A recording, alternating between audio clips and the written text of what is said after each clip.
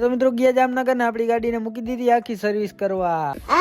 જય શ્રી રામ બધા મિત્રોને સ્વાગત છે આપણા નવા મિની બ્લોગ ની અંદર। આજે આપણે ચેલેન્જ 142 દિવસ ને વાગવામાં થઈ ગયું છે 10:30 જેવું। આપણે થઈ ગયા હતા નાઈ ધોઈને એકદમ કમ્પ્લીટ ને આપણી ગાડીઓ લઈ આવ્યા હતા આપણે અહીંયા। હવે જવાનું હતું આપણે બારે। પછી શું તો ડાયરેક્ટ જ આપણે કામ હતું તો નીકળી ગયા હતા આપણે બારે ને। અત્યારે આપણી ગાડીમાં ગેસ નતો તો આપણે પહેલા આવી ગયા આપણે ગેસ ભરાવવાનું, પછી ડાયરેક્ટ નીકળી ગયા। અત્યારે આપણે કાલાવર બાજુ ને જોઈ લો ધીમું ધીમું થઈ ગયું હતું વરસાદ જેવું।